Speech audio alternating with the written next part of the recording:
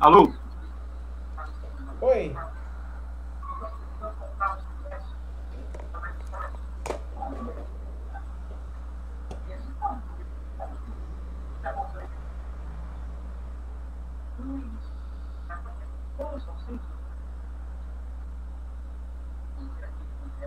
Oi, Roger. Clica no link. Clica no link.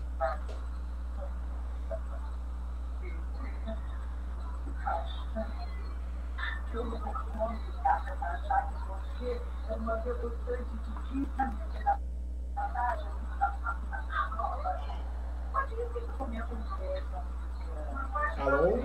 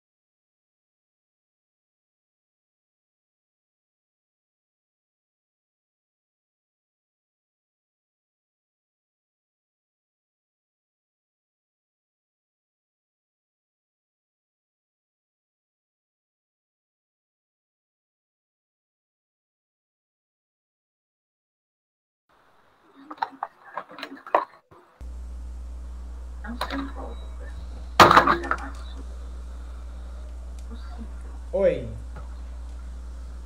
Pronto. Vamos entrar. Vamos entrar em 5, 4. Estamos ao vivo.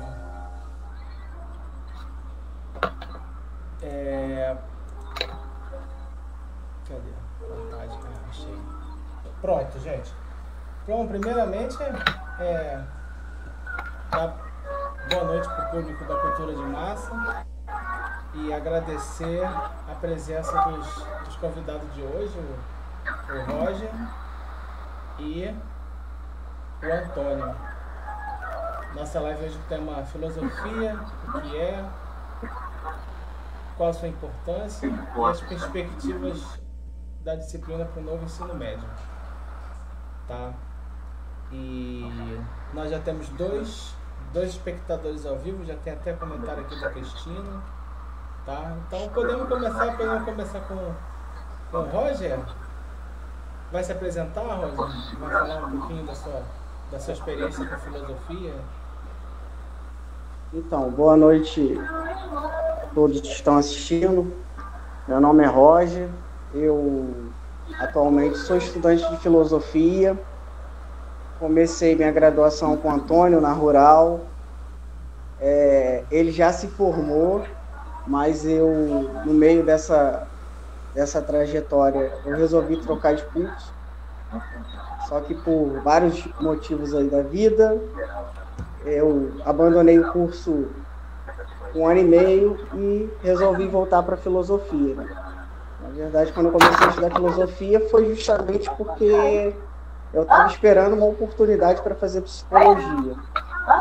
E esse 1 ano que eu fiz na Rural, na Universidade Federal Rural do Rio de Janeiro, eu acabei tomando gosto pela filosofia, fui para outro curso e agora retomei.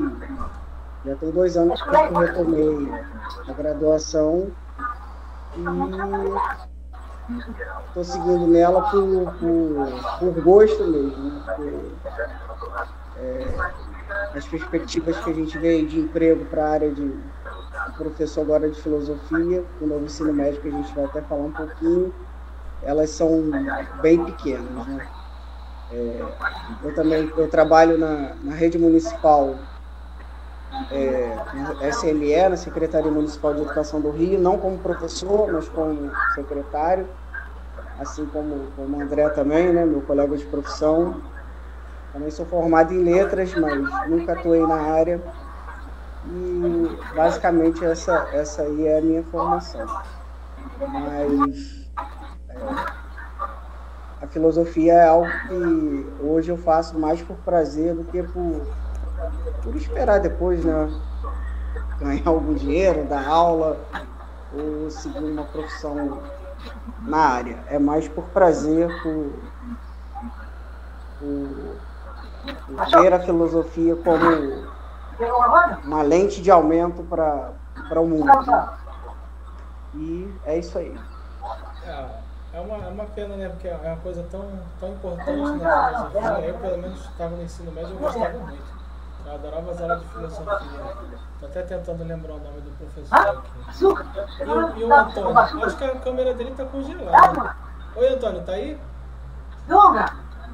Mano, eu tô ocupado aqui, tu não posso falar. Não tem problema, não. Então. Oi. Oi. Oi. Você quer se apresentar, falar um pouquinho da sua experiência com a filosofia? Ah, tá. Desculpa aí que eu tava resolvendo os problemas externos aqui, agora tá tudo certo. Ah, tudo bem. Tá. Meu nome é Antônio. Antônio Carlos Lima. Eu sou formado em filosofia, na licenciatura pela Universidade de Lau também. Eu conheci o Roger de lá, da Rural. E assim, a filosofia, na verdade, desde os 15 anos eu gostei. Primeira vez que eu tive acesso a um livro de filosofia. Isso, na minha época ainda não tinha ninguém pensava ainda em filosofia e ensino médio. E na verdade eu estava terminando o ensino fundamental nessa época. Mas assim, no momento que eu tive acesso a alguns livros, alguns autores, eu realmente amei muito, né? Comecei a gostar muito daquilo, e aquilo impactou a minha vida, né? A minha trajetória de vida foi toda impactada justamente a partir dessa experiência com a filosofia. Fiz parte do movimento hippie naquela época e justamente, creio eu, até impactado justamente pela própria filosofia, né, na minha vida. E naquele momento, década de final de 70, em que vivíamos um período da ditadura, a ditadura militar, não só aqui no Brasil, mas em vários países da América Latina, e a gente tinha também, né, em termos de mundo, a própria Revolução de 68, né, a reação dos estudantes, assim, de certa forma, aqui, frustrados com a própria vamos dizer assim, aquilo que a escola pública, né, quando foi concebida pelos seus autores, a promessa que ela trazia no seu bojo de igualdade, de universalidade, de fraternidade, e a escola pública realmente não conseguiu cumprir isso, e a Europa, principalmente na França, teve uma reação muito forte a isso. Nos Estados Unidos, a reação contra a guerra do Vietnã. Então, eu vivi um pouco isso aí na minha juventude, né? Então, dentro desse contexto histórico, eu conheci também a filosofia, e aí, a partir dali, eu fui impactado, né, com isso aí. E, apesar de várias coisas, né, quer dizer, na época, quando se falava em filosofia, se pensava que era coisa de bandidos, né? Naquela época já se pensava que era coisa de maconheiro, e de alguém que não tinha nada o que fazer, né? Não dava dinheiro. E então aí a gente, por circunstâncias da vida, a gente vai acabando seguindo outras trajetórias, mas a filosofia nunca saiu de mim. E aí agora, com 60 anos, eu entrei na universidade, né, me formei com 60 anos e consegui realmente realizar esse sonho, né? E assim, então realmente é uma coisa que eu sempre gostei mesmo, e agora estou aí, né, tentando espalhar isso daí, né? Eu opero com 2 projetos comunitários, pré-vestibular, na Vila Aliança, né, na Igreja Católica. Eu dou aula de filosofia. E na Igreja Batista Nova Filadélfia, uma igreja evangélica, lá na Vila Kennedy, eu dou aula de filosofia e sociologia. E a gente percebe, né, que realmente os jovens, eles, né, é muito fértil justamente para o ensino da filosofia, porque eles estão aí, né, na busca de liberdade, da realização de projetos, e a filosofia também coloca eles a par, né, de certas realidades, de certas injustiças e desigualdades que infelizmente ainda perduram no nosso país, né? E muitas vezes eles sabem que fazer uma prova do Enem não é para testar inteligência, QI, né, de ninguém. Pelo contrário, a prova do Enem, como toda prova de vestibular, sempre foi uma prova de eliminação, né? Porque aquilo ali eu acho algo criminoso. Ficar ali 5 horas num dia e 5 horas no outro, sentado ali fazendo provas, para não provar nada, né? Não prova a inteligência de ninguém, não prova, né, que cada um realmente pode dar, e eles podem dar muito mais, né? Então a gente tenta ministrar essas 2 coisas. Eu falo para eles, né, aqui vocês têm um objetivo, mas também a filosofia não é só o objetivo da filosofia, não é só o Enem, né? O objetivo da filosofia é para a vida, né? Eu espero que ajude-os a entender o sentido da filosofia para a vida deles, independente se eles vão entrar na universidade ou não, seja qual profissão que eles escolherem, né? Que eles, na verdade, entendam que a filosofia é essencial para a vida. Então é isso aí, né? André, Roger e os nossos ouvintes. Meus parabéns, véio, pelo seu trabalho, você pré-vestibular comunitário, né? Eu lembro que você falou que antigamente, né, até hoje em dia, né, falou que antigamente tinha aquela coisa de que a filosofia é coisa de maluco, sei o quê. Eu não estava nem pensando nisso, mas eu lembrei que na antiguidade, né, não tinha os grandes filósofos, não tinha um status diferente para isso, né? Considerava mais importante. Será que hoje em dia, na modernidade, a gente está esquecendo de dar importância para reflexão, né? É por isso que essa live me deixou bem animado, né? Que nós vamos falar o que é filosofia, qual a sua importância, né? Então, tem algo a acrescentar sobre qual é a verdadeira importância da filosofia na vida das pessoas. Eu considero muito importante. Entendeu? Eu, pelo menos para mim, eu acho que todos os meus problemas da vida, eu sempre acho que o que é mais importante para você conseguir resolver qualquer problema é você ter uma filosofia que te dê um norte para você tomar suas decisões, entendeu? O som tá ruim? Não, tô. Não, quer ver? A vez fica baixo. Entendeu? Entendi. Mas é só. Você fez uma pergunta, não foi? Sim, É isso? sim. Eu tava Só dá uma falando repete o final, a parte final. eu tava falando que assim, na minha vida, todos os problemas que eu tenho, tudo que acontece comigo, eu sempre considero que a coisa mais importante para você resolver o problema é você ter uma filosofia para você seguir, entende? Para você ter uma filosofia que você segue um padrão, entendeu? Você, tem problema X, aí eu tenho esses valores, esse tipo de solução, entendeu? Para você não ter uma resposta pronta para as coisas, você tem uma filosofia. Isso que eu acho que a filosofia propõe, né? Você ter a capacidade de encontrar respostas. Não?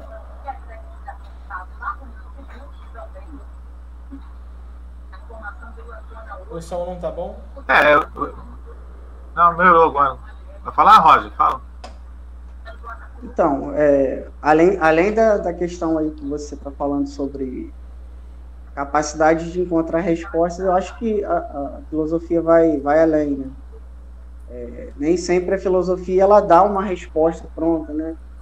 A nossa sociedade, acho que moderna, pós-modernismo que a gente está vivendo.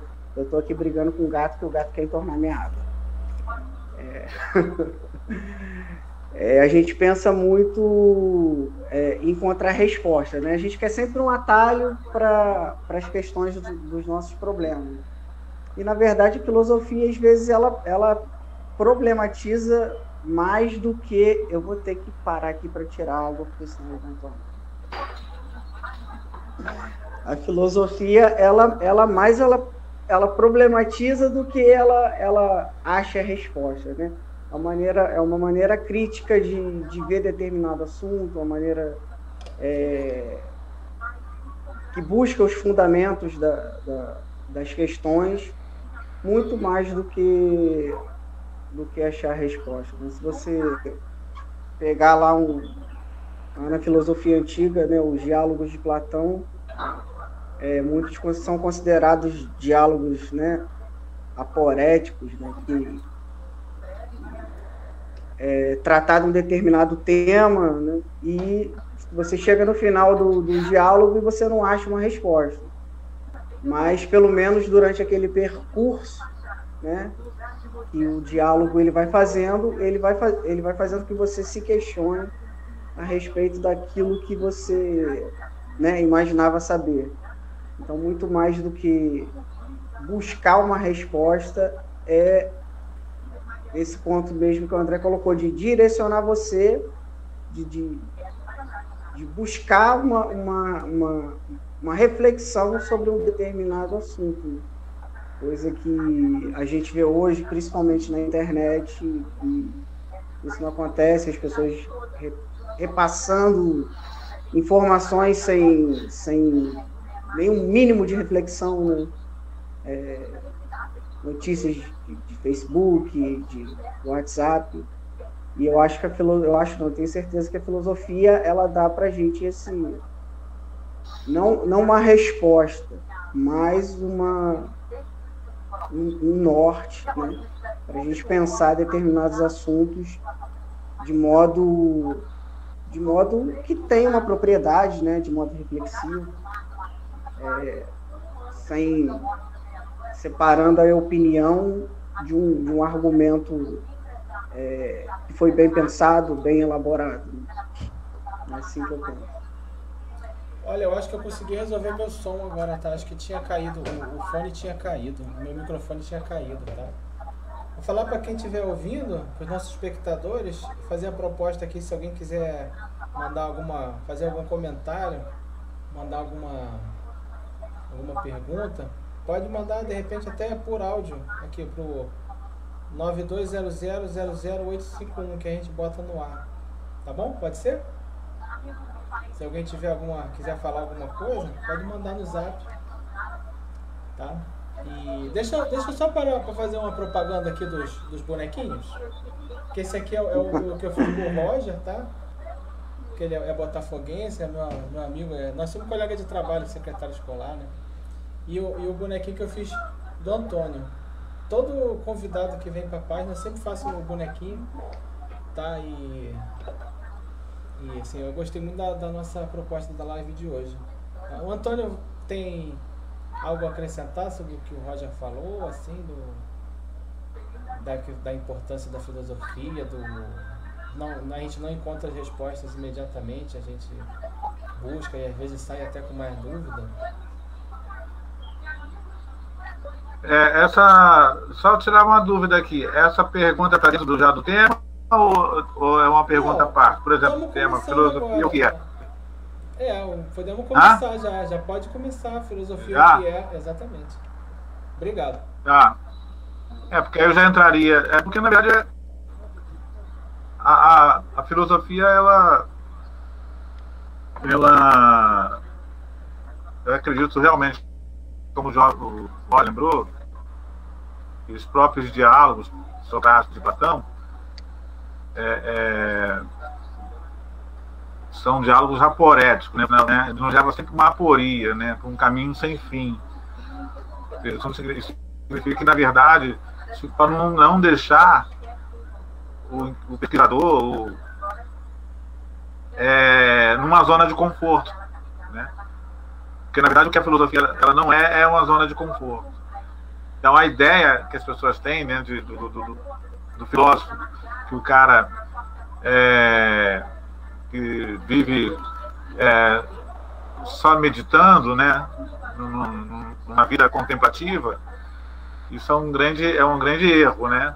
É uma grande distorção. Pelo contrário, a filosofia nos tira da nossa zona de conforto, porque, na verdade, elas são muito mais questionamentos, mais perguntas do que respostas.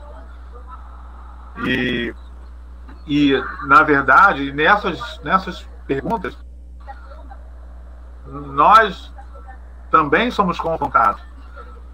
Porque muitas vezes o que nós apresentamos como entendimento, conhecimento, é que nós herdamos, né? Seja de costumes, seja, né, costumes familiares, crenças religiosas, ou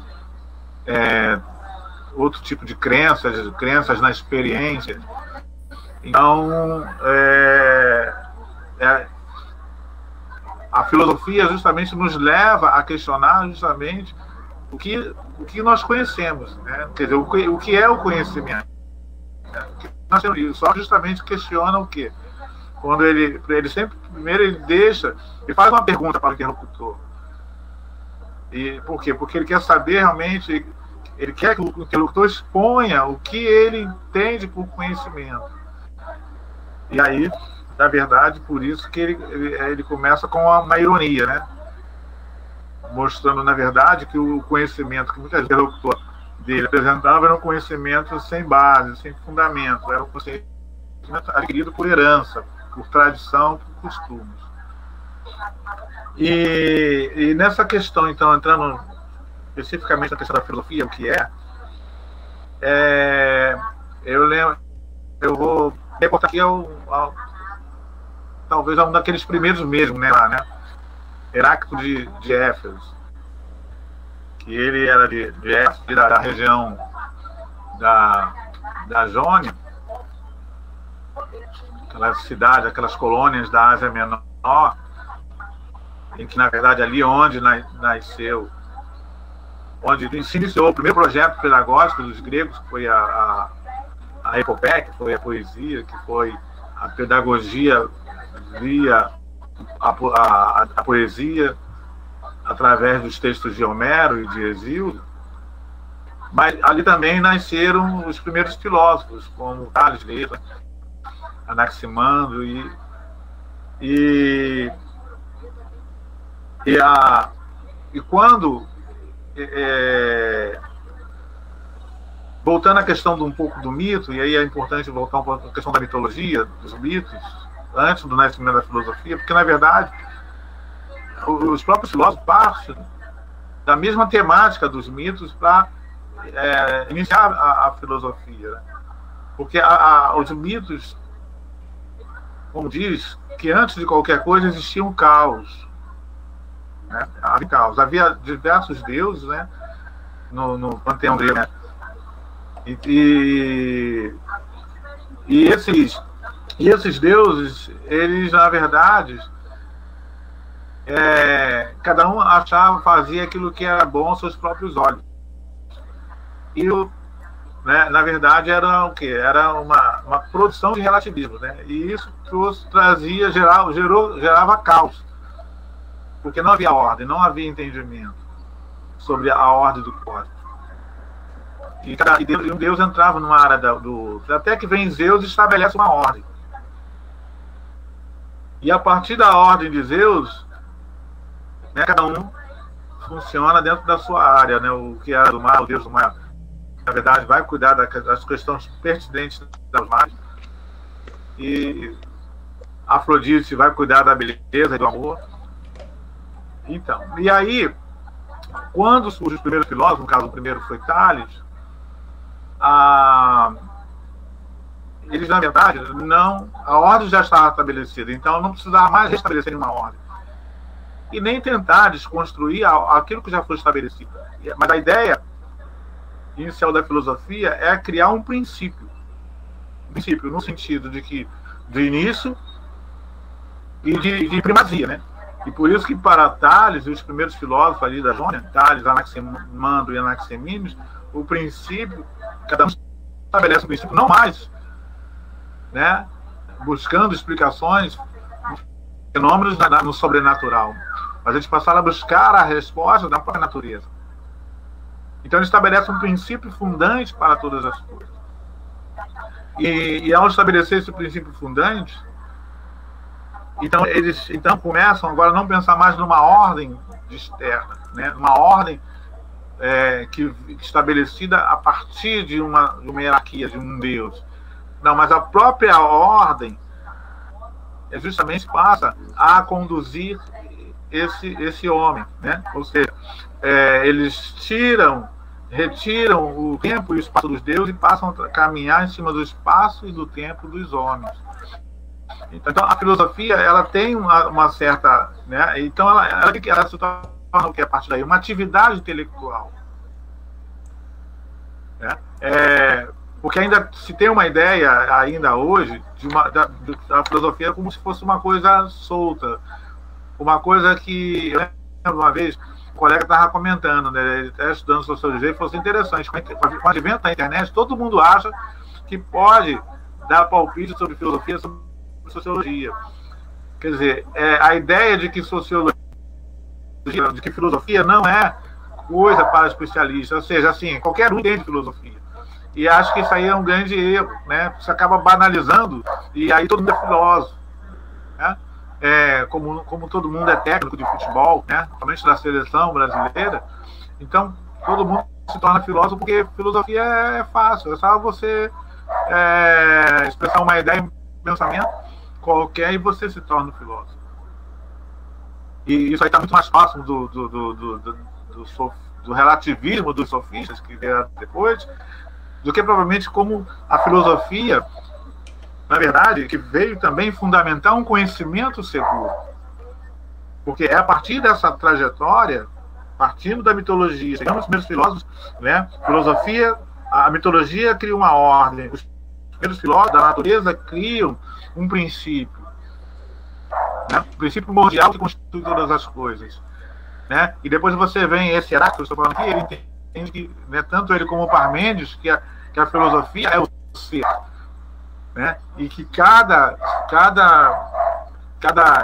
parte dessa, né, como para Tales de Mileto, ele vai dizer que a água é o princípio constitutivo de todas as coisas, e Parmênides e Heráclito vai dizer que existe um ser da água, ou seja, existe algo anterior à água, existe algo anterior ao ar, né? Então, a filosofia segue a trajetória.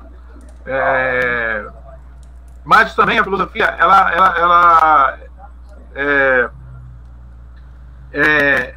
ela também se deixa ser capturada, né? Por exemplo, com o advento da democracia ateniense, o que acontece ali? E após o nascimento das cidades e da democracia, a filosofia ela é capturada, né? Ali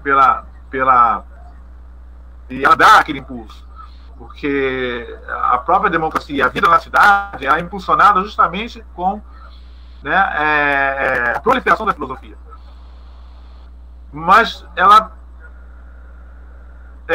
no momento que a democracia e a cidade se tornam instituições, a impressão que se tem é que se torna um antagonista das instituições, daquilo que é instituído. Porque o problema maior e aí a gente vai chegar à conclusão da morte de Sócrates. Quer dizer, a filosofia foi muito útil, muito importante para a cidade, para as polis gregas e para a democracia ateniense. Porém, chega um momento em que a cidade está em crise, a democracia ateniense está em crise. E aí, na caça às bruxas, quem foi justamente por sacrifício? Foi a filosofia com a morte de Sócrates. Então, a filosofia, ora, né, ela é muito importante para os movimentos, para as revoluções, né, aí nós vamos dar uma sequência. O advento do cristianismo, a gente percebe a teologia captura a filosofia, né? São Tomás de Aquino, né, convence os papas, convence os líderes das igrejas que era um tempo de a fé e a razão. Então eles capturam a filosofia através dos textos de Aristóteles e chega um momento que a filosofia subjuga, a teologia subjuga a filosofia, né, e ela se institui. E aí, quando ela pensa que a filosofia está a filosofia, eu entendo que é como uma massa de pão que é entre os dedos, que você tanto apertar, ela sai entre os dedos, né? Você bota ela na mão, fecha e ela sai entre os dedos. E aí, já na modernidade, aí a gente vê também a Revolução Francesa. A Revolução Francesa teve como fundamento teórico, filosófico, a filosofia de Kant, né? Mas você tem um momento da filosofia francesa em que ela descamba para o terror, para, né, o show da guilhotina. Então, quer dizer, a filosofia não compactua com essas coisas, né? Com um instrumento de manipulação, de dominação de um movimento, de uma revolução, ainda que ela tenha sido no início justamente a inspiração para essa revolução, mas quando essa revolução se degenera, quando esse movimento, quando esse evento político se degenera, a filosofia escapa entre os dedos. E aí nós vamos ver até o dia de hoje, né? Como a gente vai entrar na questão do ensino médio. Então, veja assim, a filosofia, ela está aí. Esse dia alguém me falou aqui, eu saindo, um amigo meu, até professor de biologia, falou assim: pô, você vai ter que fazer outra faculdade. Eu falei: por quê? Porque o Bolsonaro está caçando a filosofia do ensino médio, está caçando a filosofia das faculdades. E eu pensando bem, quer dizer, a filosofia não acaba nunca, né? Quer dizer, esse é o grande, a filosofia, na verdade, ela está e não está, mas ela nunca, ela sempre existe, né? Ela vai sempre existir, porque eu vou dar um exemplo agora, né? Até que, por exemplo, eu acredito que o bolsonarismo não sobreviva porque ele justamente não tem nenhuma base filosófica. Como Hitler, né? Hitler, para criar o Reich, criar, né, o partido dele, né, a ideologia dele, ele se fundamentou em filosofias, né? E uma delas foi a filosofia de Nietzsche, né? E também de Carl Schmitt, que foi o filósofo justamente da ideologia de Hitler. Então, e sobreviveu. O problema do bolsonarismo ele não vai sobreviver porque ele rejeita justamente tudo isso.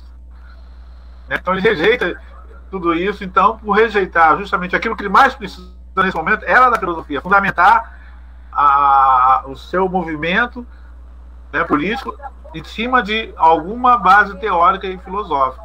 Então, como ele despreza essas coisas, o bolsonarismo tem vida curta, né? Só para lembrar que às vezes a gente tem a ideia de que a filosofia só serve ao bem, mas a filosofia também serve ao mal, tá? A filosofia também, ela está aí para ser capturada tanto pelo bem como pelo mal. Eu não sei se eu consegui fazer uma introdução, não sei se eu fui claro. Se tiver alguma dúvida, pode me perguntarem aí, mas eu quis trazer assim mais ou menos esse resumo histórico também, mostrar o que é filosofia, né? Onde ela sempre esteve, onde ela está e onde ela sempre estará, né? Onde eu tiver justamente ética, sociedade, política, religião e relações humanas, a filosofia está. Sim. Estará sempre. Antônio, achei muito bom. Você falou eu gostei, eu ia até escrever ali um resumo do que você está falando, ia botar um textinho que você falou da massa do pão, que você tenta apertar a filosofia, aí ela escorre pela mão, né? Eu espero que você tenha razão também com relação ao bolsonarismo, né? Eu acho que também não vai sobreviver por causa de falta de filosofia. Tá?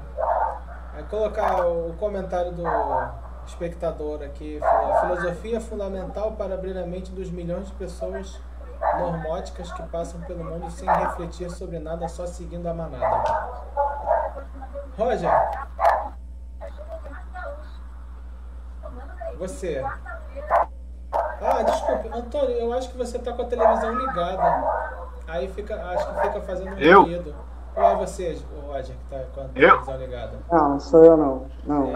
Então, acho que é aqui, já vou desligar aqui. É que aí tá vindo dar uma melhorada também. Minha mãe. Valeu.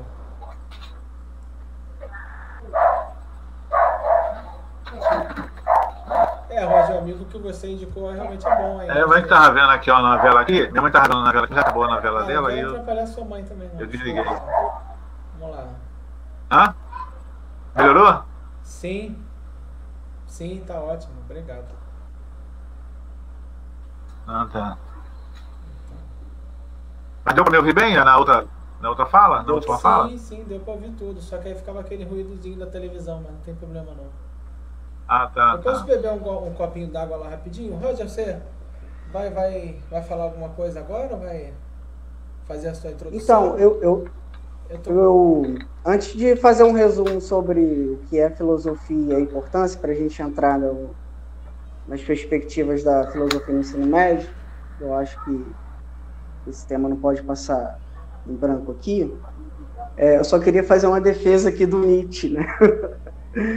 O Antônio falou que o Hitler se inspirou na filosofia de Nietzsche para embasar os seus ideais, né? Só que... uma delas, né? Não foi só o Nietzsche, né?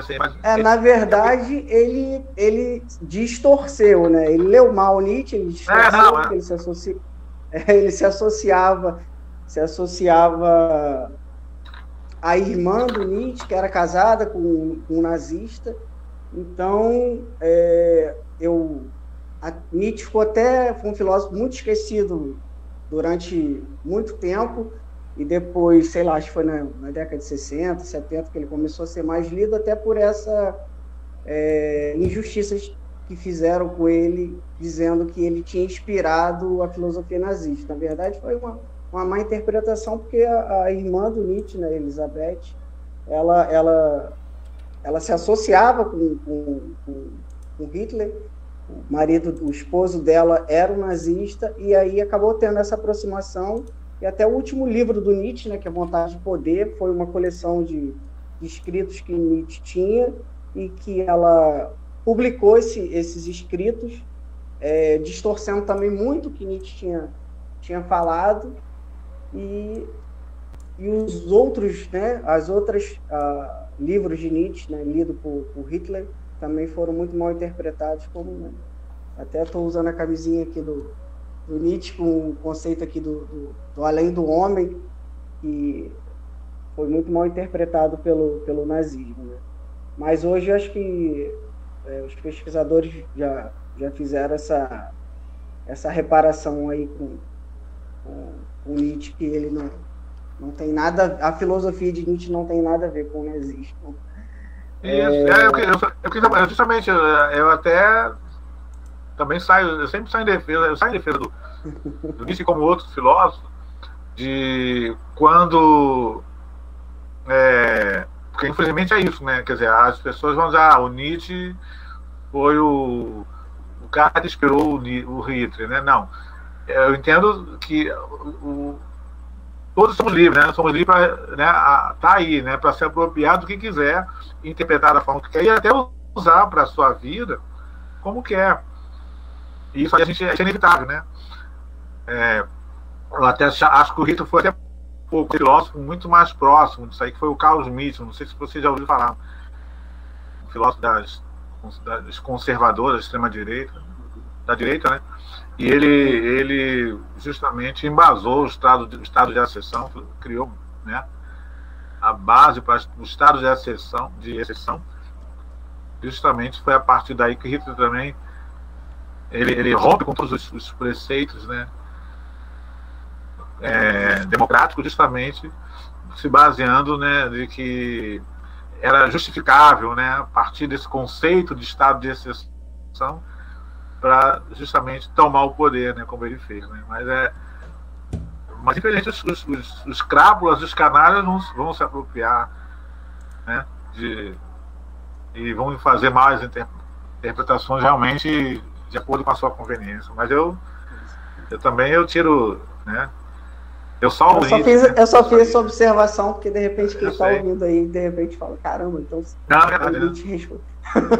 a filosofia do Nietzsche foi que embasou o nazismo, aí vai pegar mal, cara. Não, eu entendo, eu sei, tá certo. Acho que tem muito... Hoje em dia temos que ter muito cuidado mesmo, porque a gente coloca mesmo, porque se dá margem à interpretação, principalmente nesses tempos de relativismos pós-modernos, né? Recebi até uma mensagem. Pode pegar Tem uma mensagem do nosso telespectador Eduardo Papa, dizendo que o fascismo não tem filosofia. O fascismo é a negação da filosofia. Não é isso, né? Ficou o fascismo não tem? Não tem, é a negação da filosofia. Mas ele teve filósofo. Por exemplo, é como no caso que aconteceu com o próprio Sócrates, né? E já de certa forma também,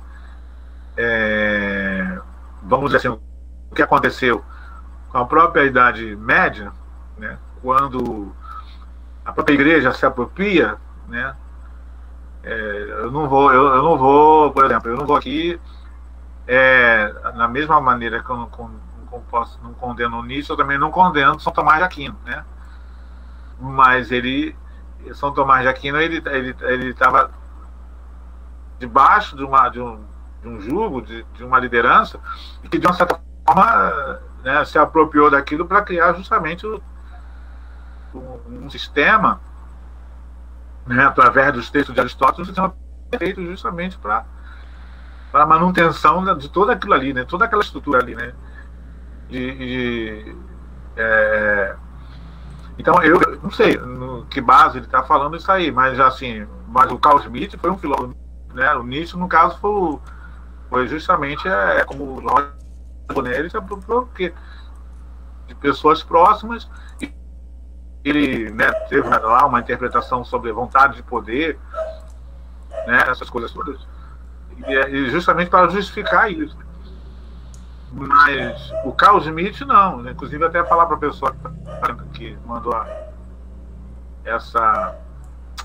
fez essa colocação, até para buscar aí, né, na internet os textos de Carl Schmitt, né?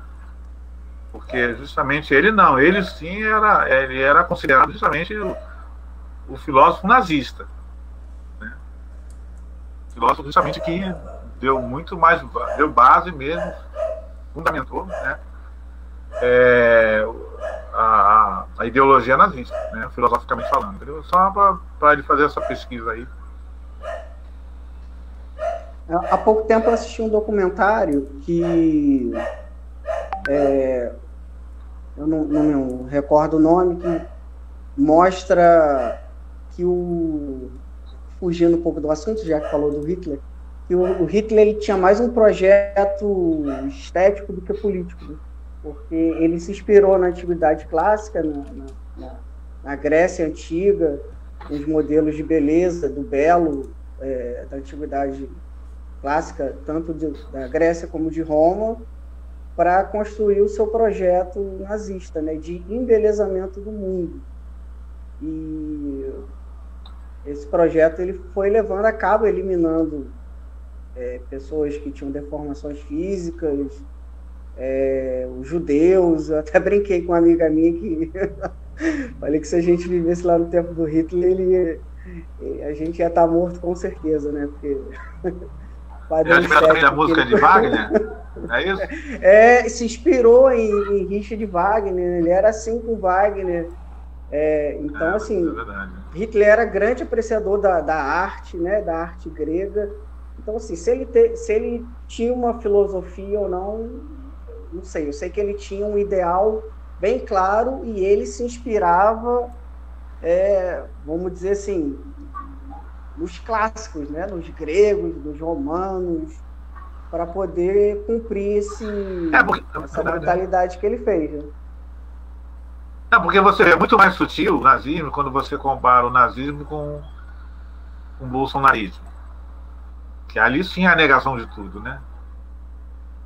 Ali a gente pode dizer assim, é a negação de tudo quanto ele nega tudo que, na verdade, quando eles falam nós temos que banir, aniquilar o marxismo cultural. Então a gente sabe, né, quem entende o mínimo possível sobre essa questão cronológica da filosofia, né, dos tempos da filosofia, só perceber que ele não está falando só de Marx. Quando ele fala do marxismo cultural, ele está falando de algo que já nasceu lá no Renascimento, passando pela Reforma Protestante, depois da modernidade. Quer dizer, algo que vem lá de trás, né? E Kant e outros filósofos da Revolução Francesa, ele está falando disso tudo, né? Que se chama até modernidade, né? Quer dizer, ele não está só falando de Marx, mas é porque ele nem sabe o que está falando, né? Quando ele fala marxismo cultural, né? Então, como se o Marx fosse um defensor, tipo, por exemplo, da causa das mulheres, e não tem nada escrito que o Marx defendeu a mulher, que o Marx fez explicitamente alguma defesa contra o racismo, não tem nada disso. Mas quando eles falam marxismo cultural, justamente eles estão falando de algo que se inaugurou a partir do Renascimento, quer dizer, que é justamente não só a liberdade de expressão, mas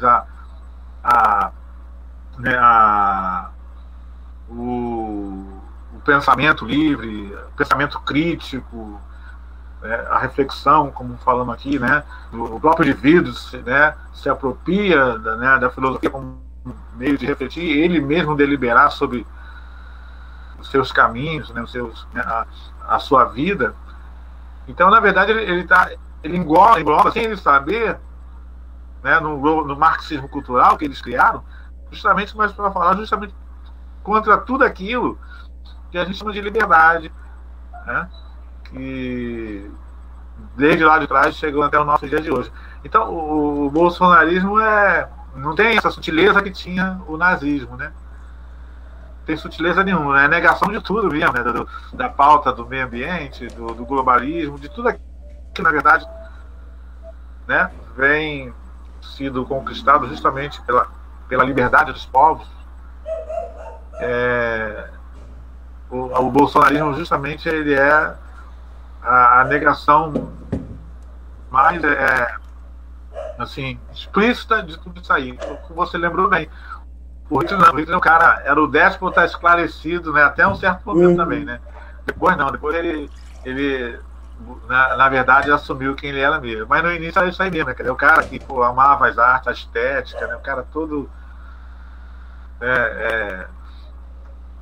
atento a essas questões da erudição, né, do espaço. E tinha música, além disso, tinham filósofos, assim, um dos filósofos talvez aí mais difíceis de ler, os mais renomados, que fazia parte do Partido Nacional Socialista, né? O Heidegger, nazismo, era o próprio Heidegger, né? O Heidegger era um nazista, né?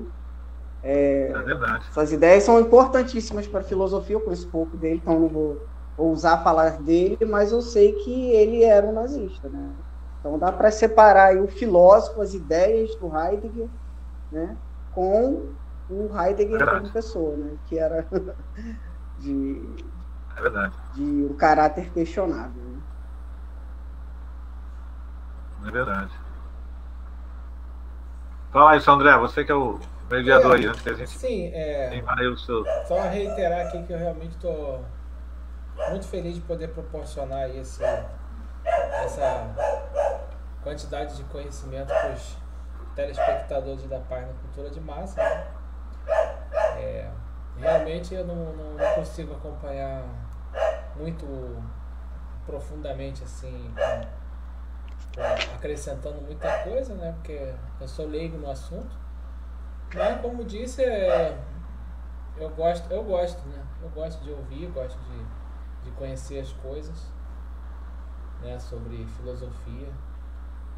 E, assim, nós temos aquele tema do ensino médio também, né? Que eu acho que tem tudo a ver com o que vocês estão falando, né? Porque sobre esse regime de nazismo, de fascismo, nós temos um ataque à filosofia também, né? De que as pessoas não reflitam, né? E é o que também foi falado aí, pelo que eu entendo, me corrija se estiver errado, mas esse negócio de marxismo cultural, que o Bolsonaro e outros colegas dele gostam de falar muito, eu acho que eles entendem como qualquer coisa, sabe? Qualquer tipo de questionamento se torna um marxismo cultural, né? Qualquer coisa, né? Você procede? Vai, Rocha. Não, pode falar. Não me escutou? O meu áudio continua ruim. Eu tenho que resolver. Não, eu entendi. Eu ouvi sobre a questão do... eu acredito que sim, né? Tudo aquilo que de uma certa forma a filosofia ela ajuda, porque a filosofia, na verdade, no momento que, ao mesmo tempo que ela historicamente falando, ela caminha em cima daquilo que é um fundamento, mas por outro lado também ela propõe um rompimento, né? Então aí hoje a gente está falando aí, né, no dia de hoje, o que a gente vai falar de novas configurações de família, né? E as questões de gênero e questões, né,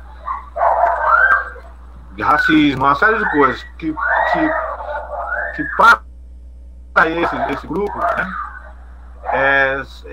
de uma certa forma eram tabus mesmo, né? Quer dizer, eram coisas intocáveis, as coisas assim, para eles você não mexe nisso. É como se para eles, né, não existe racismo.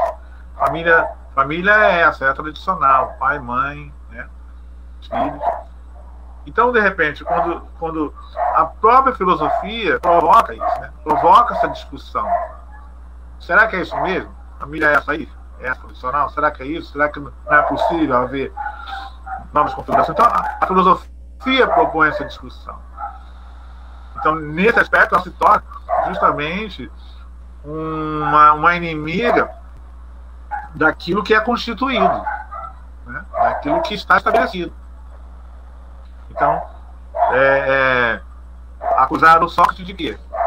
De ele quebrar as tradições, né, da cidade, de ele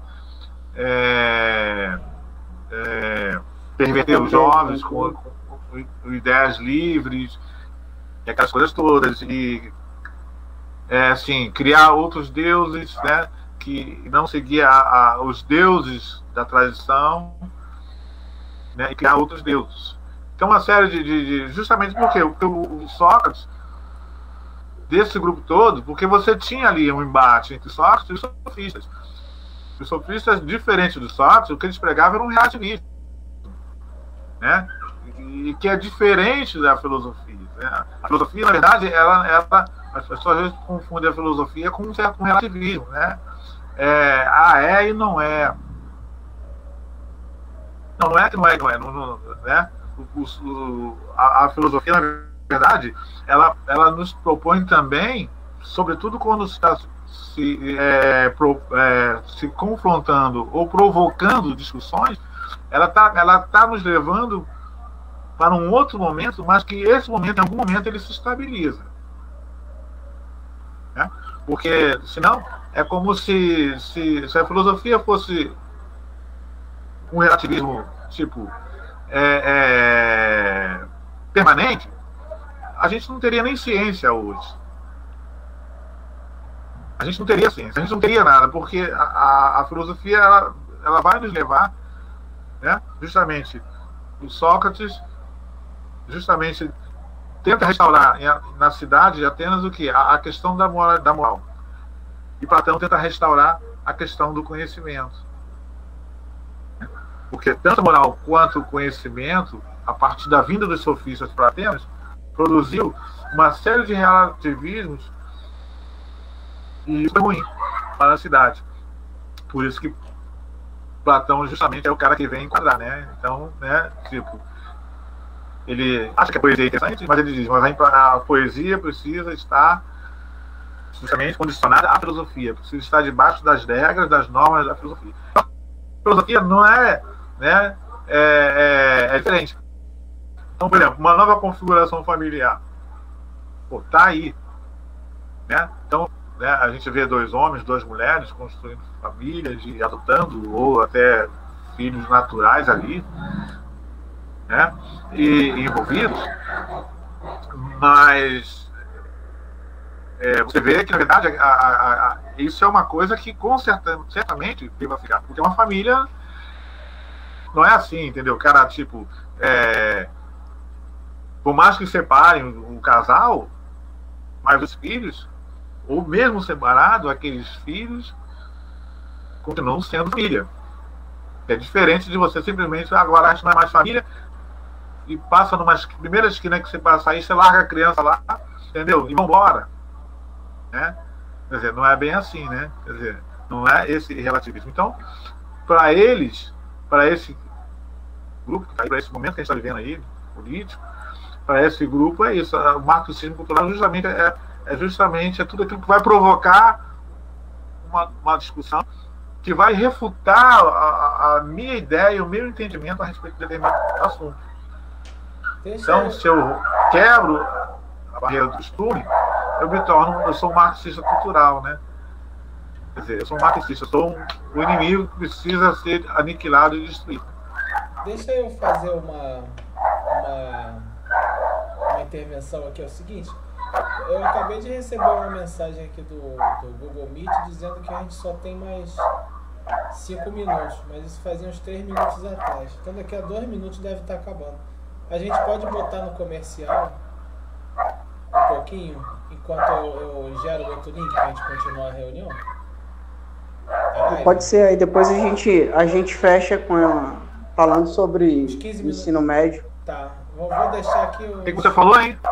É que eu recebi uma mensagem que vai acabar a nossa reunião. Aí eu vou botar no intervalo comercial, e aí enquanto a gente gera outro link. Tá. Aí eu vou mandar no zap para vocês, tá bom? Aí tem que ligar, né? Eu vou desligar e ligar de novo. Vou mandar de novo para vocês, tá bom?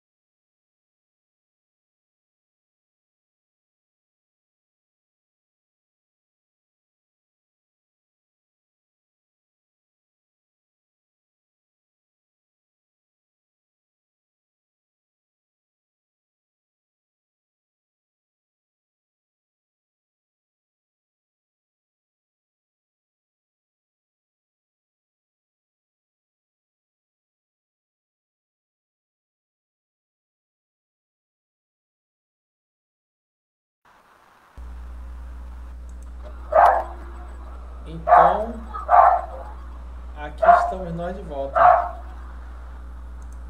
Já estamos ao vivo de novo, tá? Oi? Acabou o comercial. Acabou o comercial. E enfim, nós vamos fechar agora com a última parte, né? Que é justamente falar sobre as perspectivas do ensino médio. Pode ser? Para a gente fechar a nossa live aí com essa última... Pode ser, vamos lá. Teoricamente agora a gente teria mais uma hora, né? Porque fechou a reunião, agora o Google Meet está cobrando, né? Mas a gente não precisa de tudo isso, né? Vamos lá. Quais são as perspectivas para o novo ensino médio? Da disciplina filosofia. Se o Antônio me permite começar, Não, eu vou pegar você. eu vou pegar a fala do amigo do Antônio, falou que para ele fazer um outro curso, dizendo que o Bolsonaro está catando a filosofia, né? Na verdade, assim, essa reforma do ensino médio já tinha sido pensada já há muito tempo, foi implementada no governo Temer, né? Ele que assinou lá, e com a implementação sendo feita a partir de 2020, todas as escolas teriam que iniciar até 2022. Então, na verdade, é muito mais do que o projeto do presidente, né? Na verdade, eu acho que não é o Bolsonaro que está catando a filosofia, o problema é só com a filosofia, né? Porque tem a sociologia, a química, a física, a história, que passam a não ser mais matérias obrigatórias, né? Passam a ser todas eletivas. Então, eu acho que a questão é muito mais do sistema do que de um governo, um presidente, ou de um governo só, de uma ideologia de um governo. Acho que é mais a questão do sistema, né? Do nosso sistema capitalista, que do meu ponto de vista, está tentando implementar dentro aí do ensino médio o ensino técnico, né? E para até me preparar melhor, eu assisti duas entrevistas, dois podcasts, um com uma pessoa que é membro do Instituto Natura, né, de Educação, né, que a Natura tem esse instituto que investe não só financeiramente, mas prepara projetos educacionais para poder entregar, né, para os governantes, e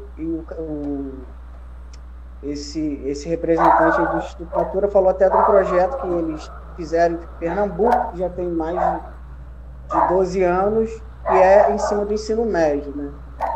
Uma das prioridades é justamente o ensino integral do ensino médio, e junto com esse ensino profissionalizante. E disse que tiveram excelentes resultados dentro desses 12 anos, que o Pernambuco saiu do 18º lugar do IDEB, em 10 anos atingiu a primeira colocação junto com São Paulo. Só que o que eu me questiono é justamente algumas coisas que eles colocam, como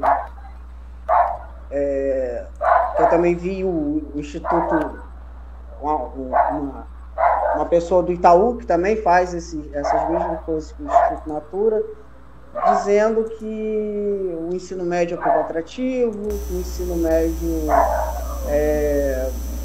as pessoas saem de lá sem saber o que fazer, então resolveu implementar esse ensino técnico para poder atrair mais os estudantes, né, mostrando lá que há um índice muito alto de alunos entre 15 e 17 anos que estão fora da escola nesse período, que deveriam estar cursando esse ensino médio, se eu não me engano, 1,5 milhão, né?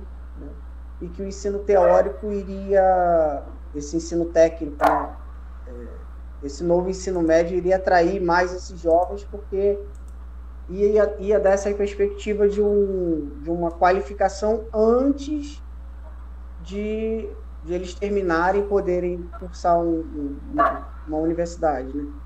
Só que aí o que eu penso é quando o aluno opta, né, que agora vai ter essa abertura de o aluno optar por pegar determinadas matérias e tal.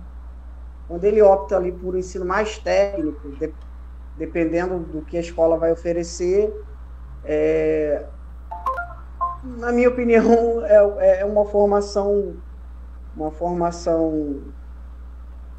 de mão de obra barata e rápida para o sistema.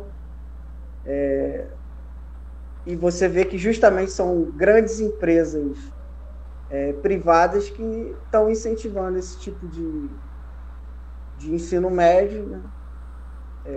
Tendo em vista que o nosso Estado, né?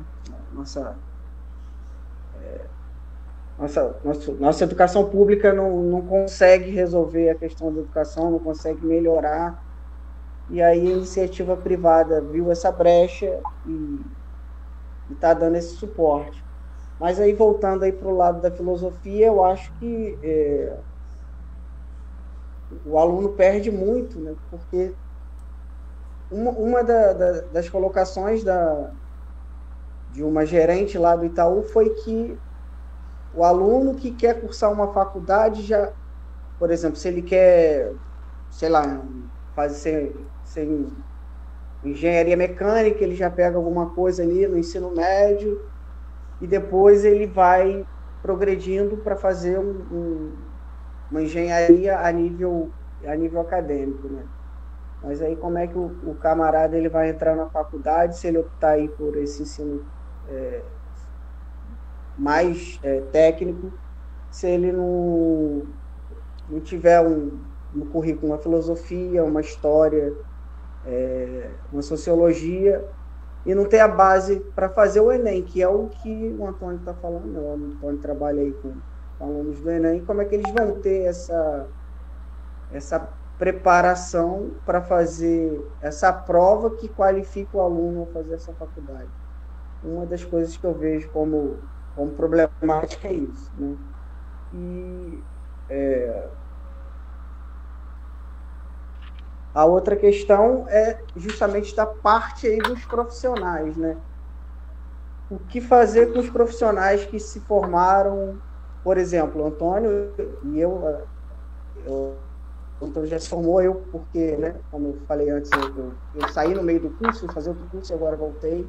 Mas quando a gente entrou, o ensino médio ainda tinha a filosofia como disciplina obrigatória nos 3 anos de ensino médio. Em 2016. Já no ano seguinte já não tinha mais.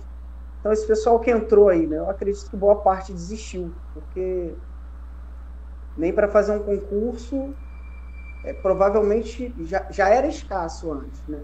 Hoje em dia provavelmente não vai ter mais. Muitos alunos que têm aula de filosofia é dado ou por um professor de história ou por uma professora que fez pedagogia e se especializou aí em filosofia ou sociologia. Foi o que eu tive no meu ensino médio, 1 ano de filosofia, 2 de sociologia, por uma professora que ela fez pedagogia e dava aula de filosofia, né? Então, eu acho que tem uma diferença enorme na qualidade de uma aula de filosofia dado por alguém que se formou para dar aula nisso, de alguém que fez aí 6 meses mais aí após 1 ano para poder complementar a sua formação e dar aula de filosofia, né? E eu entrei também no site da ANCOF, que é a Associação Nacional de Pós em Filosofia, um comentário deles dizendo, né, que os professores de filosofia que estão atuando numa escola de ensino médio que provavelmente, vamos dizer assim, hipoteticamente, os alunos praticamente não vão escolher a filosofia, vai ter lá na grade, mas não vai ter demanda para isso. que fazer com esses professores? Já coloca numa sala de leitura, coloca numa secretaria, né? Eu acho isso um desrespeito com a profissão, uma pessoa que estudou bastante para poder fazer um curso, se preparou para fazer um concurso, atua já há um tempo e depois simplesmente deslocar um professor de filosofia para uma sala de leitura, para uma secretaria, né? Então tem vários problemas. Essas são as minhas críticas. Não vou dizer que, no geral, esse novo ensino médio é ruim, mas tem essas questões aí, questões que eu coloco como negativo, né? O aluno não ter uma disciplina de filosofia, que eu acho que até deveria já ter, de repente, nos anos finais aí do ensino fundamental, algo que já fosse sendo introduzido para o ensino médio ser aprofundado e o aluno conseguir pensar criticamente. E só para completar uma questão, é que ela coloca que justamente esse ensino médio, esse novo ensino médio, ele tem uma função emancipatória do aluno, né? Justamente por ele sair com uma profissão, né? Eu não vejo isso como emancipação nenhuma, né? Você sair ali com uma mínima qualificação já para o mercado de trabalho, vai entrar com uma mão de obra barata, vai ganhar pouco, vai ficar na mão dos burgueses e não tem emancipação nenhuma, né? Vai ser trabalhador ali sem ter um mínimo de consciência, né? Como diz, uma consciência de classe, porque não teve uma formação que o fizesse ter essa consciência do nosso sistema, né? E agora eu vou complementar, né? Pegando alguns ganchos de alguns filósofos dizendo, por exemplo, Sócrates falava que uma vida não refletida não vale a pena ser vivida, né? Então, dizer que esse novo ensino médio vai emancipar alguém, eu não acho que arrumar um emprego é um critério de emancipação. Pode ser financeira, tal, um pouco, mas a emancipação crítica, né? Uma emancipação de consciência, esse novo ensino médio com certeza não vai trazer, né? Então, essas são as colocações que eu faço sobre o novo ensino médio. Então, as perspectivas para a filosofia não são nada boas, né? E vamos ver o que o Antônio tem para dizer aí, justamente porque ele já terminou, acredito que tentou ver concursos e não teve, não tinha, provavelmente não terá daqui para frente. E aí vai ficar, né? Ou seja, enquanto tiver essa área de humanas no Enem, talvez a perspectiva seja realmente trabalhar em pré-vestibulares, né? E eu tenho certeza que é algo bem bacana, mas quando a gente entrou na faculdade, a gente almejava muito mais do que isso.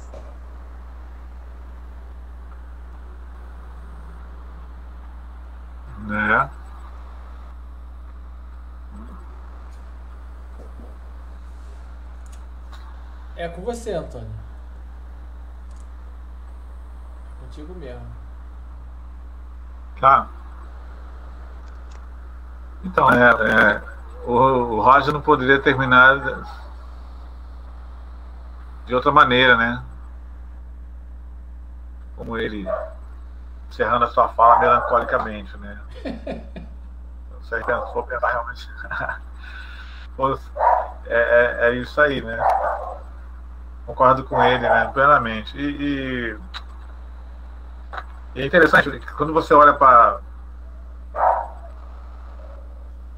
os países da Europa Ocidental, aí eu me atenho muito à França, né? E lá o ensino da filosofia já começa nos primeiros anos, né? Básico. do ensino.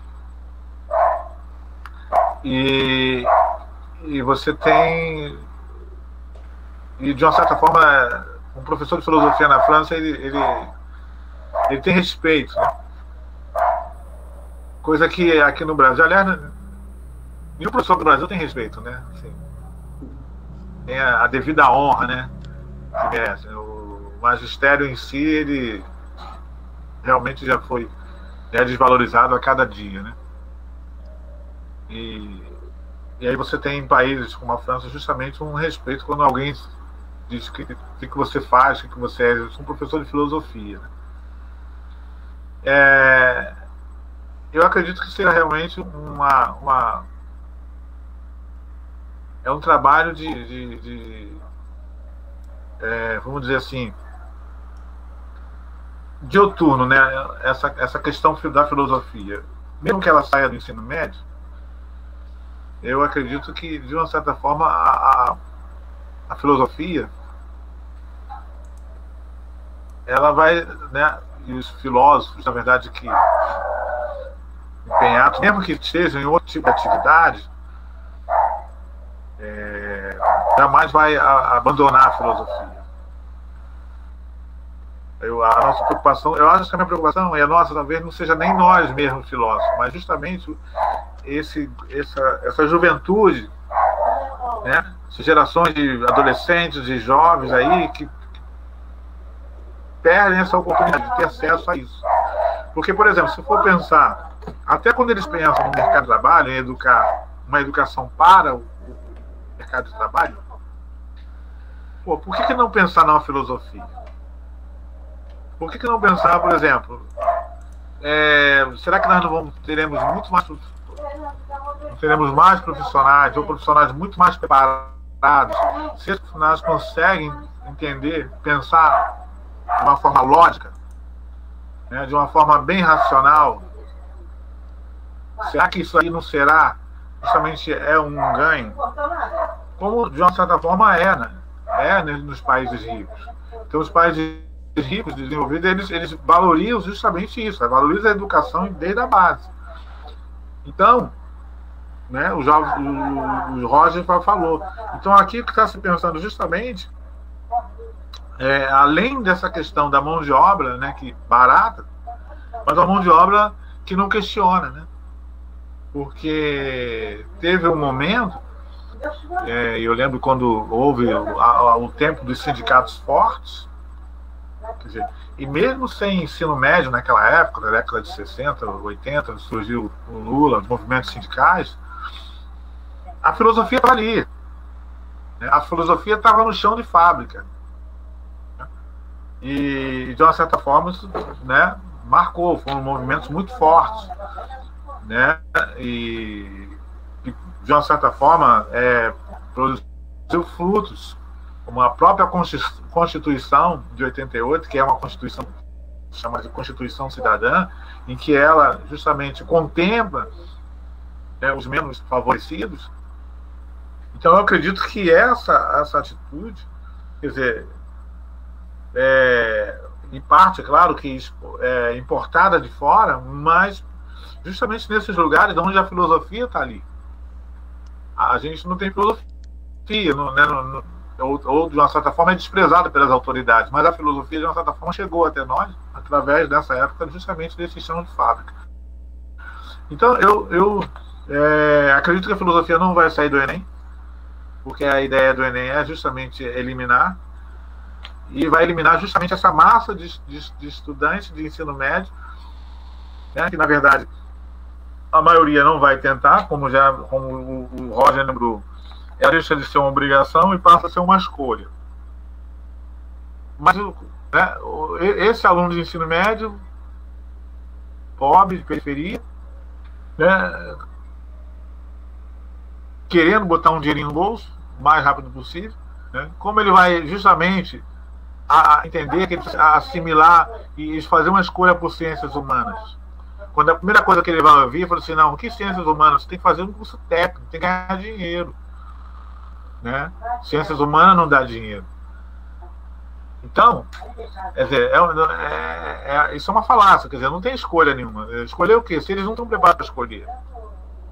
Para eles, né, foi falado aqui, filosofia é a reflexão para se melhor decidir, deliberar.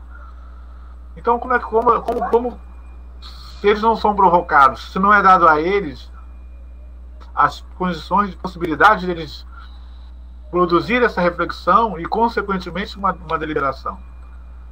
Então, eles já entram nessas escolhas justamente, né, sabendo que, na verdade, eles vão estar ali mesmo para ser essa mão de obra barata. Né? Essa mão de obra que vai servir a essas instituições, a essas estruturas empresariais.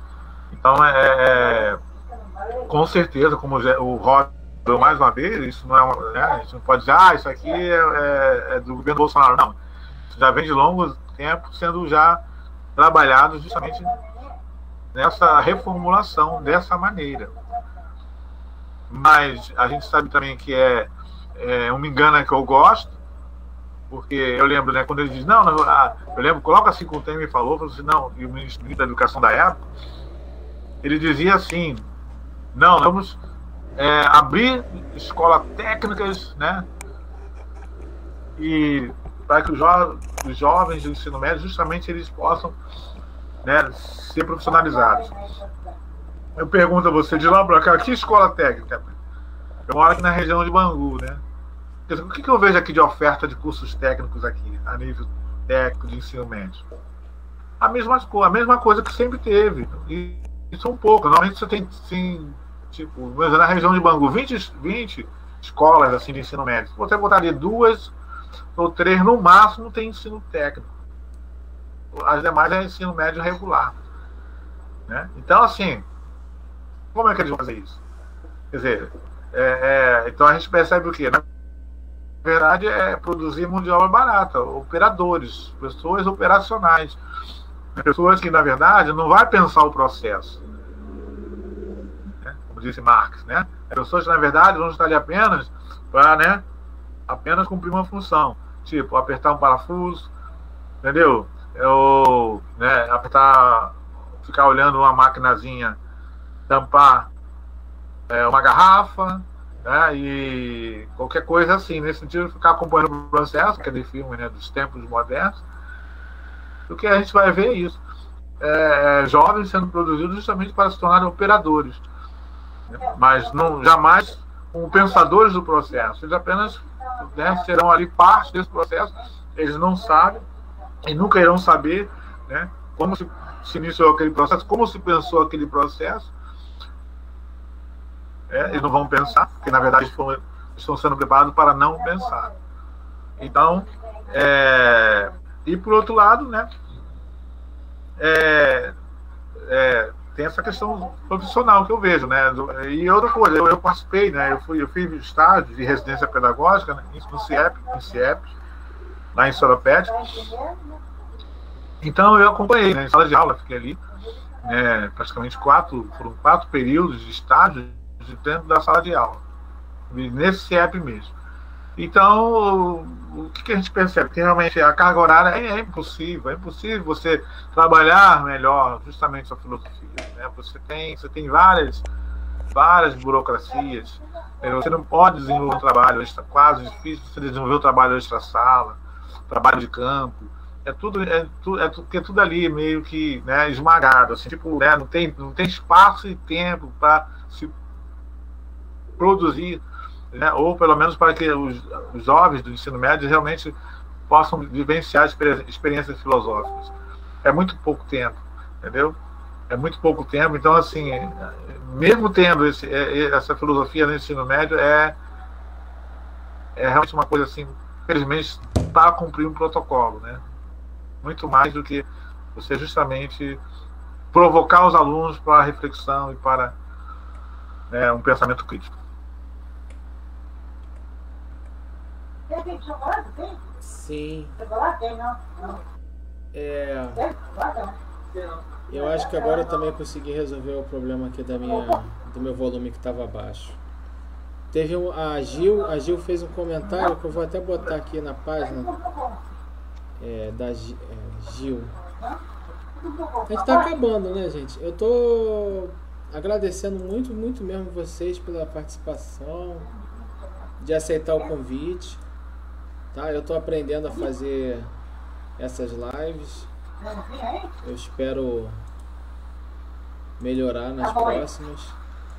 E assim, agora temos dois filósofos, né? Posso chamar assim, né?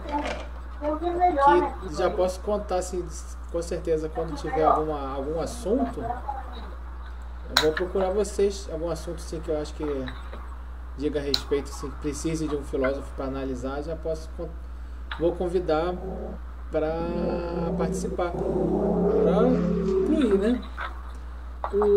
Vou botar no YouTube, se vocês autorizarem, tá? Não sei se tem algum problema, porque a live foi transmitida ao vivo, mas ela vai ficar aí para sempre, né? E o comentário da Gil, eu botei aqui: filosofia, amor mais sabedoria, querer sempre aprender mais, questionar mais. Hoje é por idealismo, sabendo que o retorno financeiro é utopia, por amor e ideologia mesmo. E uma carinha com 2 coraçõezinhos nos olhos, entendeu? Foi o comentário da Gil, nossa colega. E foi o último comentário aí da live. E sobre a questão de eu salvar no YouTube, não tem problema não, né? Depois vou botar no site também da Cultura de Massa. Não. A Cultura de Massa... Obrigado aí só pelo terminar. Comentário da Gil. Gil, é verdade. A Cultura de Massa é a minha empresa, né? Que é uma empresa, é uma ONG, é uma igreja, é um conglomerado, é um monte de coisa, né? Que tem os bonequinhos que faz tudo, nós fazemos filme, nós fazemos animação. E essa ideia surgiu de fazer vídeos, né? Falar de assuntos diversos. Amanhã nós vamos até ter uma outra live que é sobre terapia energética, se vocês quiserem assistir, para ver se vocês gostam desse assunto, né? E vocês querem se despedir aí nós tivemos 5, o auge da nossa audiência foi 5 pessoas, né? Até agora a gente está em 2, 3, assim, variando, mas vai ficar gravado para a gente poder passar para todo mundo, né? Que tiver interesse de ver, então, tá? Esse foi o resumo. Parabéns, né, pelos 5, né? Sim, foi ótimo. Foi a Gil, né? Meu pai, minha mãe. Não, olha só, a filosofia é tão importante para as pessoas que eu falei: mãe, olha só, eu vou participar de uma live falando sobre filosofia. Ela falou: não, a novela tá no final, não vou perder minha novela não. Então, assim, a novela foi mais importante para ela do que eu falar de filosofia. Brincadeira, mas ela falou isso mesmo. Eu não sei se dá para ver aqui, que aí, assim, os 5, os 2 que tiverem aí, justamente o tema da nossa live, né? É um livro do Danilo Marcondes, é um autor brasileiro que tem vários livros de iniciação à filosofia, e é justamente o nome do nosso tema, né? Filosofia, o que é e para que serve. É bem interessante o livro para quem está iniciando. E eu quero também indicar um filme para quem não quiser ver o Jogo da Seleção agora às 9, pode assistir um filme que tem na Netflix, que é justamente esse tema aí que a gente estava falando, né? Sobre o pessoal não ter noção, consciência, né? De que está num sistema que é controlado ideologicamente por empresas e tal. O nome do filme é Eles Vivem, tem na Netflix. É um filme antigo, mas é bem interessante. Basicamente, assim, tem a temática ali do tempos modernos, né, do apertador de parafuso, mas colocando sobre um outro ponto de vista, né, bem interessante. Para quem não quiser assistir o Jogo da Seleção, pode procurar aí na Netflix Eles Vivem. É um filme bacana para fazer uma reflexão sobre o que a gente falou agora nessa última parte da live. Agradeço aí a todo mundo, o André, o Antônio, prazer em revê-lo, feliz por saber que se formou e está trabalhando aí, está ajudando pessoas a compreender melhor, divulgar a filosofia, a importância, e quem sabe aí o assunto se desdobre e a gente possa ver outros temas dentro dessa área, que a filosofia é muito rica, né? Tem filosofia da linguagem, tem ética, né, que fala sobre o comportamento, a lógica, várias partes. A estética, né? A estética, né? Eu particularmente gosto muito da ética, né? Então gostaria um dia de falar aí sobre essa parte aí da filosofia. Boa, muito bom. Então, boa noite aí para todos. Obrigado aí por ter assistido aí a gente. Espero boa noite, Roger. Boa noite, Antônio. Boa noite. Falou, pessoal. Boa noite. Obrigado. Tá? Agradeço aí. Agradeço, André, Roger, aí pelo fazer essa intermediação aí. E agora conhecendo aí meu novo amigo, André, tá? E também aqueles que dedicaram o seu tempo aí para nos assistir aqui. E esperamos que, né, em todo assim, ainda nosso início de carreira, né, assim como o Roger também, né, mas esperamos que, assim, nosso desejo é que tenhamos contribuído justamente para trazer um pouquinho de luz aí, né, através da filosofia para cada um, né. Então agradeço aí a todos, tá? Obrigado mais uma vez aí. Boa noite. Boa noite. Boa noite.